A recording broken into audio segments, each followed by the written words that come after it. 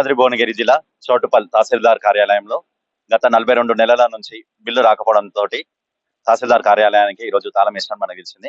అసలు ఈ సమస్య ఏంటి? ఈ అద్దె భవనంలో ఏర్పాటు చేసినటువంటి ఈ తహసీల్దార్ కార్యాలయం ఏర్పాటు చేసిన 42 నెలల నుంచి ఇప్పటి వరకు కూడా వాళ్ళు బిల్లు రాలేదని చెప్పేసి వాళ్ళు ఓనర్స్ అయితే చెప్తున్నారు.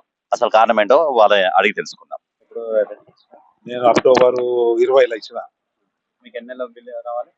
40 ఫస్ట్ నుంచి కూడా ఒక్క పైసా కూడా రాలేదు. ఒక్క పైసా రాలేదు. ఏమంటున్నారు అడిగితే బడ్జెట్ వస్తుంది బడ్జెట్ చేసిర్రు. ఒకసారి 3 లక్షలు, 3 లక్షలు, ఒకసారి 1,50,000 చేసిర్రు. చేసి ఆ బిల్లు చేసిర్రు. చేసి ట్రెజరీకి పంపిర్రు. ట్రెజరీలో వచ్చే టోకన్ నెంబర్ కూడా వచ్చింది. అవి పోయి ఫైనాన్షియల్ చిక్కుపడ్డాయి. ఆ ఫైనాన్షియల్ చిక్కుపడ్డాయి ఎడబడ్డాయి. నాకైతే రావాలి పైసలు. 42 నెలల సంది నాకు పెన్న పిల్లలు లేరా? నాకు ఈఎంఐ కట్టవద్దు బ్యాంక్ లో ఇప్పుడు పైసలు వాళ్ళకి స్పందన లేదు. వీళ్ళది ఎక్కడికి వెళ్ళమంటారు మరి దీని గురించి? ఆడికి ఫైనాన్స్ పోమంటాడు ఏమంటే ఫైనాన్స్ అక్కడ పోయి కలిసినారు మీరు? ఎవరు కలవు ఫైనాన్స్ ఏం పోలే. నేను ఫైనాన్స్ మన ఓన్ ఇయర్ కాడ వాళ్ళకి తహసీల్దార్ ఐడి కార్డు ఉంటేనే ఆ తహసీల్దార్కి అలో ఉంటుంది.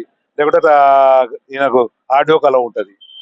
గవర్నమెంట్ ఎంప్లాయీస్ కి అలో ఉంటుంది. అది కూడా మళ్ళీ మీరు అడిగితే ఏమన్నారు? నాకేం తెలియదు అంట. ఏమనంటే అది మీరు బిల్ చేయించినా బిల్ చేసుకొని అంటాడు. రాజేష్ అని అడగమన్నాడు. రాజేష్ అడిగిన రాజేష్ బిల్ చేసి పంపించేసిన అన్నాడు. బిల్ పాస్ అయింది. వాస్తవంగా ట్రెజరీలో పాస్ అయిపోయింది. కానీ ఫైనాన్స్ లో పోయి చిక్కుపడ్డది. అది ఇక తాళం అంటే వేసిన ఇక మరి ఏం చేయాలి? కోపం వచ్చి వేసిన మరి ఎంతకని ఇస్తా ఇక వేయొద్దు. కానీ వాస్తవంగా ఎంతకని ఓపిక పట్ట. నాకు లాస్ట్ 30 మార్కులు వస్తాయి, 2 రోజులు ఓపిక పడ్డాను. అక్కడ వాళ్ళు ఇక్కడ చెప్పారు. చెప్తే అట్లా కూడా ఓపిక పడ్డా. 30 మార్చి పోయింది. ఇలా 15వ తారీఖు అయిపోయింది.